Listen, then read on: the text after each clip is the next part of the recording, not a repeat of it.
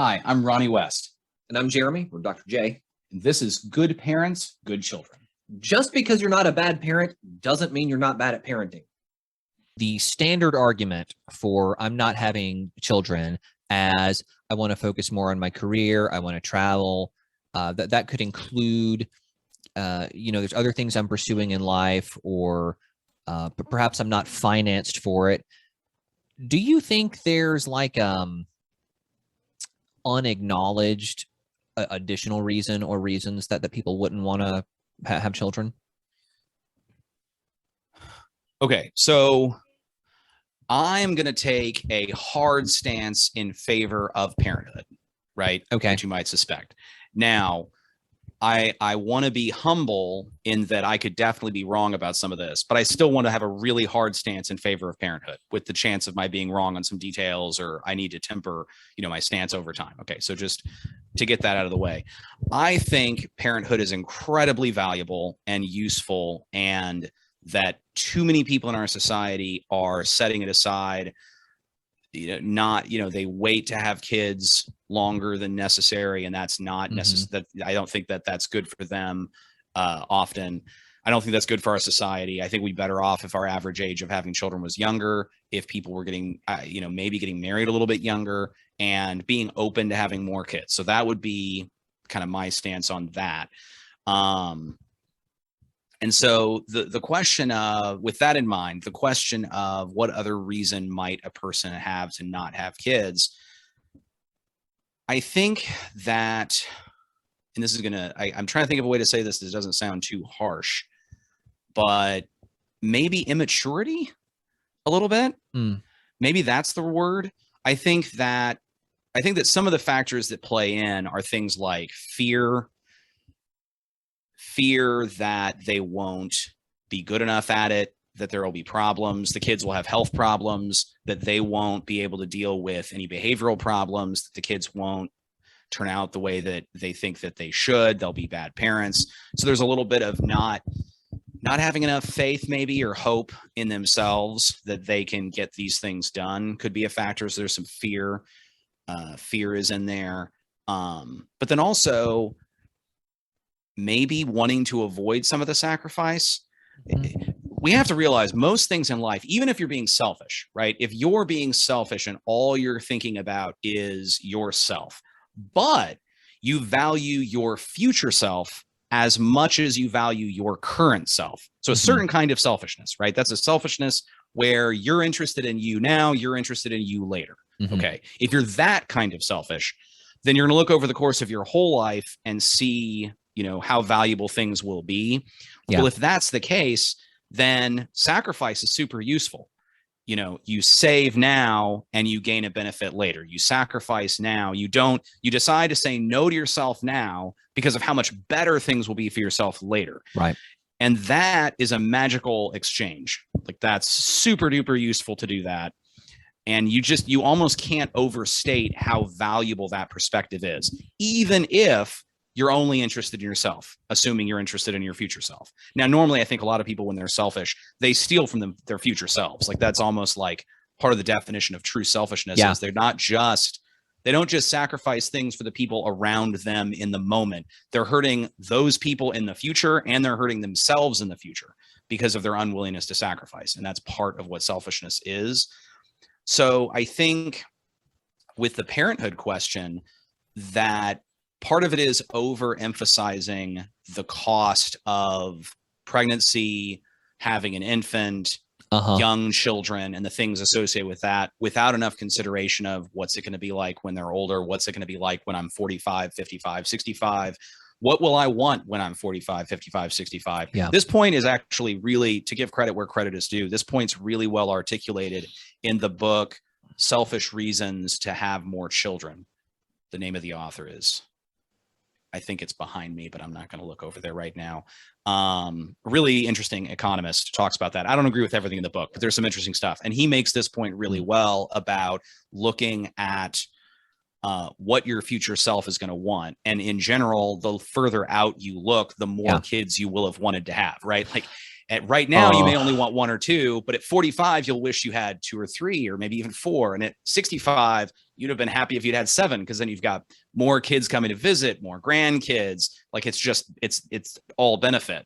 Yeah. Well, let me tell you what they taught me in psychology school, and you can interact with this a little bit. Brian Kaplan. I'm so sorry to interrupt. Brian Kaplan is the name of that economist. That's Cool. what it is. Thanks. Yeah.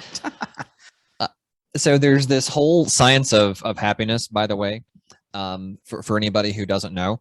And here's what happened when they assessed happiness and satisfaction in a cross-sectional study, kind of across the population.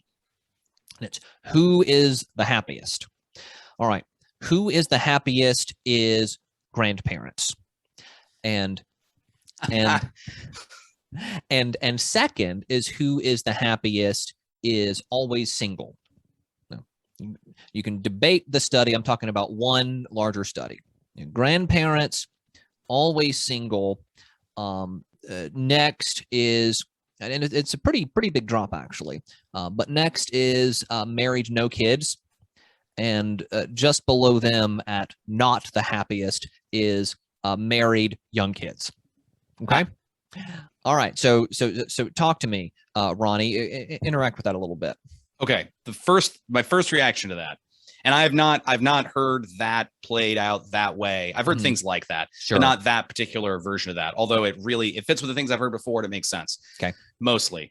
I don't know if I would have called the always single being that high. That's a small surprise. But anyway, I guess it depends on if it's by choice or not. And a study that was able to differentiate that might be Sure. interesting, but that's just conjecture. My first reaction to that is part of what we, I think, would hope to accomplish is help those young parents find a way to be happier. I think that our society is failing young parents because it's not helping them train their children to be as enjoyable to be around as they could be, and that young parents of young children could be happier. I think that is true. I think that you can make targeted sacrifices that are briefly annoying that make the whole process much more enjoyable so that you could raise that up. I don't think that that's necessary. And I think that's an important thing to think about is there's ways to make being a young parent much more gratifying and less painful. Well, that's really useful to hear from you. I think you went further and better than maybe I was aiming for. You didn't know I was going to go there. A little surprise. Yeah, well, I thought it really it is a form of question begging, because the way I teed you up essentially assumed that happiness is ideal or a goal, or oh right, no, that's a good point. Right, happiness is like the goal of parenting, and now much better for you to say no. We want people to be happy and not depressed and not overwhelmed, and we want to be happy and not depressed and not overwhelmed. But the big portion of it is, yeah, who cares who's happy? Well, that actually fits with the previous point that I was making, that I think we both agree with. And that I hadn't thought about this in quite this way, but okay, if we idealize targeted, purposeful self-sacrifice and investment, right? You're investing in the future by paying out costs now, right? If that's the case, and we say that that's valuable and that's what we want to do. Yeah. Well, then what would you expect to see in a study like this? Young parents, not as happy. Grandparents, more happy. They made the appropriate investment. They invested properly. They had the kids. It was a challenge and it paid off. Like that speaks to that concept. I mean, I'm not sure that that's an entirely fair point, but I think you can see that if you make good sacrifices, then what does that mean? Well, your happiness index is that's what sacrifice is. Yeah. Things aren't quite as ideal, sort of, in that moment when you're making the sacrifice. When do you see the dividends? Later. Later is when you see it, not when you're making the sacrifice, not at the most challenging point. But that doesn't mean that a bad decision was made. That could be the sign of a good decision. Ronnie, you're talking about what's valuable or what matters. And I really want to draw out that we're talking about something that is pretty counter societal in terms of what are we valuing. And right. So we're talking about having valuing around a nuclear family and kind of human development on an individual basis, our society is tending to value the converse. Our American society is tending to value the reasons people are giving for not having kids, right? Let me go forth and have professional success and conquer. And I've just got to take the position that the societal trend is actually one of selfishness. It's one of vice. I think so. I think it's framed in a way that it's either sort of neutral, like it's fine. It's not framed as being frivolous and hedonistic. It's framed as being neutral, or it's framed as being valuable, where it's That's like, right. well, I'm going to do this, but I'm going to work in this job, and my career is really good because we're making these societal changes, or we're doing this or that. And I mean, I think our argument would be, for most people, the most likely and best impact you can make over the course of your whole life is probably to be a virtuous, competent, effective parent that pursues training your children to be virtuous and competent. That is the biggest return on investment you're probably going to make. And for most people, they can do that and still do a lot of the other things, right? Like, you can still travel and have kids. You just can't travel quite as much. You can still have a career and have kids. It just may impact it some, right? So you don't lose your whole career. It's not that you can never travel. You can still do those things. The kids take out a little chunk of it, right? The things that really go away is aspects of your social life really change. If you're used to partying on the weekends, some of that just goes. It's gone. So the things that really go away are, I mean, what I might think of as some of the frivolity of the late teens and early 20s, and will now becoming the late 20s and early 30s years for a lot of people. That does end up having to go away, probably almost, mostly.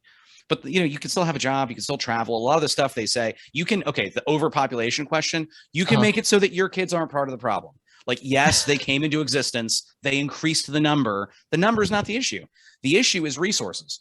Well, the fact is, we have more resources. As I understand it, something like, we have, in the past, there's been these predictions. Earth can only sustain this many people. Mm-hmm. Yeah, but then the technology improves, right? That's right. If you're able to make it so that, yes, you can't increase the amount of land on Earth, but if you improve agricultural technology, so you need less land and you produce more food, less man hours, more food, less money investment, more food, well, then we can sustain more people. And over time, those technologies have come. Well, you know who develops technologies? People. Yeah. People develop technologies. Well, how did those people come into existence? People before them decided to become parents. And then they developed the technologies that solve the problem of overpopulation. So chances are, if you're watching this video, you can have children that aren't part of the problem, if that problem even exists. Now, I want to press the issue with you a bit, because a little while ago, you referenced the concept of wealth. And in historical and especially pastoral societies, you might actually view the having of children as wealth. All right, children, didn't tend to be mouths to feed, but instead hands to work. And so now in our economy, things are a bit different. And so I just really have to question you. Is it not from a place of privilege that you can say most ought to have children or parent? It's almost the opposite. People who would be considered underprivileged tend to have larger families. The idea of having fewer children might be that may be what you could call a luxury belief system.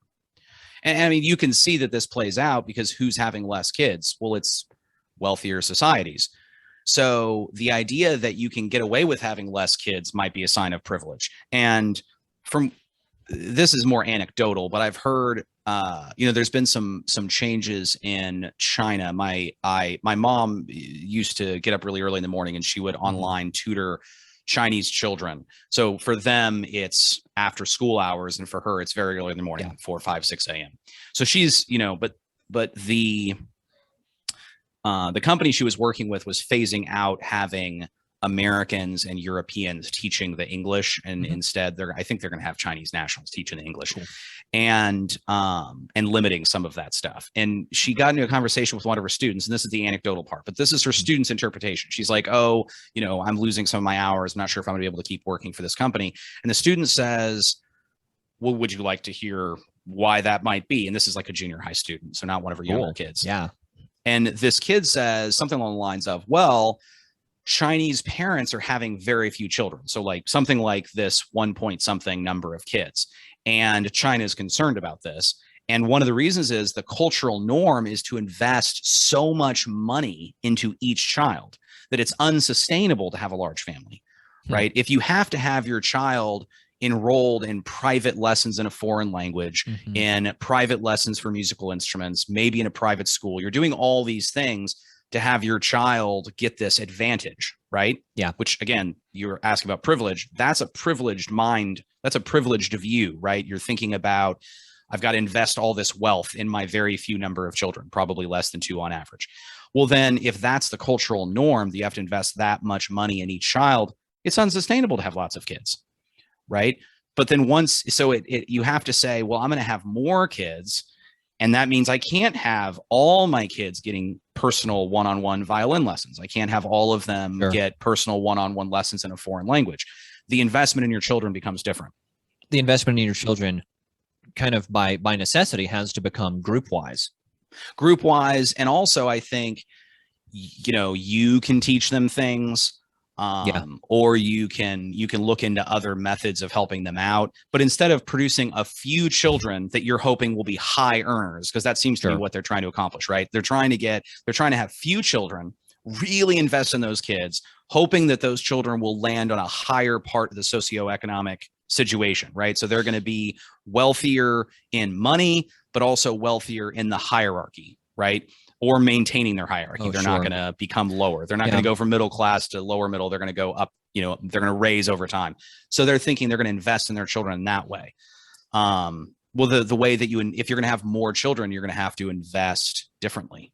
Now, I can still anticipate that there's going to be some disagreement about this question of privilege. So I just have to press it again. But at how many kids then do you need an at-home parent?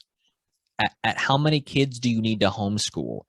Or what about having both parents at home and having work from home parents? Like it seems like at each kid, there's an increased demand. Right. So we run into problems of the question of how much change has happened in the last 100 or 200 years, right? And then that means that the solutions to problems sort of shift. I was thinking about somebody we know who was born, I think, in the 1930s, and I was just thinking, man, they've been maybe the early 40s, but they've been alive 80 or 90 years. And I was thinking about if any time somebody's been alive that long, it's hard to imagine somebody who's lived through more technological changes. Like they were born somewhere where there wasn't running water or electricity, and now they buy their plane tickets to travel using the internet, and he teaches classes online over the internet, right? Born where there's no running water and electricity. There's been a lot of changes, is what I'm trying to say, over the last 100 years, which means we have to have different solutions for these problems. Repeat your question.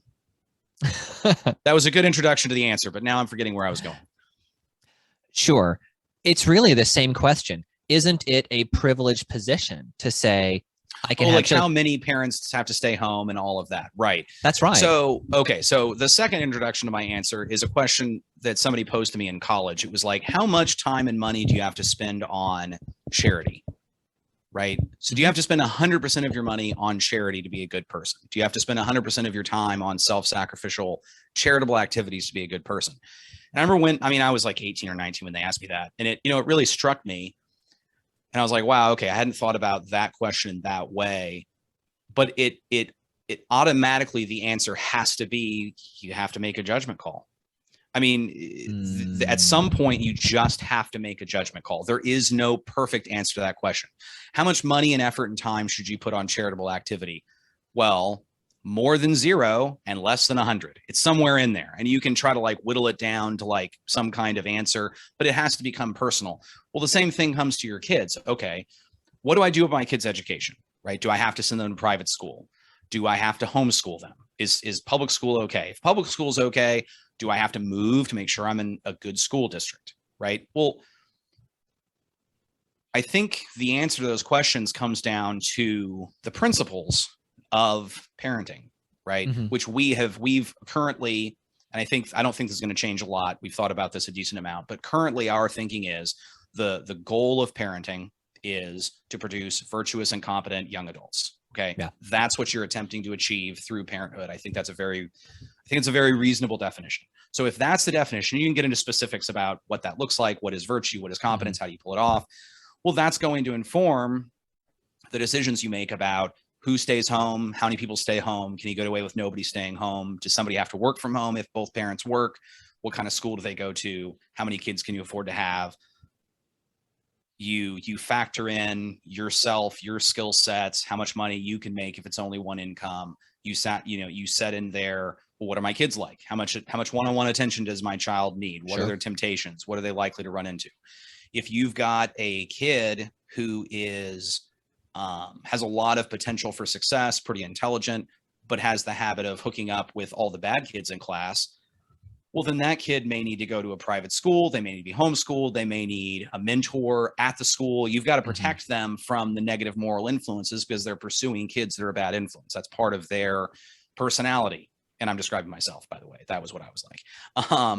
And so my mom tried to address that partially through homeschooling, is how she dealt with that with me. But other kids don't have that tendency. They tend right towards the nice kids, the smart kids, the kids that stay out of trouble, the rule followers. Well, then that problem isn't a problem for that parent. So there's each parent has to make these decisions based on themselves, their kids, the situation they're in. And then the universal part is, I think, that virtuous and competent. The parents need to be pursuing virtue and competence. They need to be an example of virtue and competence. They need to be thinking about how to move their kids towards virtue and competence so that they can have that young adult that's that way. That's universal. But there's all these other factors of culture, your economic situation, what your kids are like, what you're like, how much money you can make. All those other things have to factor into the specifics. You know, Ronnie, you're talking me back around to the question of why have kids. And one answer is this localized question to the person or to the family. And it amounts to, well, what do I want my life to look like down the road when I'm an older middle-aged person or when I'm an older person? It's like, do I want to have built-in family and joy in my life? That's kind of one. I like the way you phrased that, though. It sounded like we definitely already have a decision on this. Do you want to have happiness? Do you want to have family? Do you want to have joy? It's like we already have a sense of what the answer ought to be to that question. But the cost benefit is real, right? Oh yeah. Especially as we're being honest to our own selfishness. And am I ready even? But you said immaturity, right? Immaturity isn't a state that one stays in. Am I ready then for this demand, responsibility, challenge, or do I want to be? You know, do I want to grow up enough to do that? Well, we're supposed to be maturing over time. I think that's somebody might question that, but I think that that's reasonable to assume that you want to be maturing and improving over the course of time. Okay. So you take somebody, so I was arguing that one of the reasons a person may choose not to have children is immaturity. I mean, there's also like somebody has trauma in their life, right? What happened to them as a child was awful. Like people, really, we're both therapists. Terrible, terrible things happen to kids. And the terrible, terrible things that happen to people, you know, the people who had terrible things happen to themselves in their childhood, oftentimes it was a family member that did something terrible to them or allowed something terrible to happen to them, or whether it's completely fair or not. And it definitely is, at least some of the time, maybe most of the time, they'll blame their parents for not protecting them properly. Okay. Which is, that's a pretty valid complaint. One of the things parents are supposed to do is protect their kids. So they look at what happened to themselves and they think, there's a trope, there's a assumption that you're going to parent like your parents did, which is, somewhat reasonable. That there's definitely some truth to that. So you look at it and you go, man, my parents were not great parents, or I really don't like how they parented. And so then and I don't think we've hit on this, but one reason they choose not to have kids is they look at that and they go, I don't know how to do this. I don't want this to happen to my kids. Maybe the best way for me to avoid letting this happen to my kids is me not having kids. And they may even look back and go, you know what?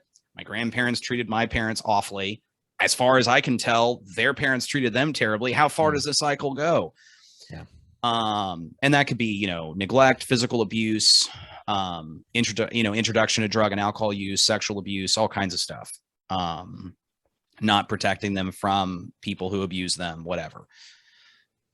So, that's a valid concern. And I think those people should think about what they're going to do.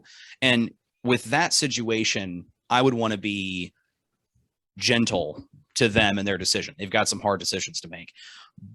That being said, I think that if they pursue virtue and competence, like we're talking about, and, they really do try to pursue that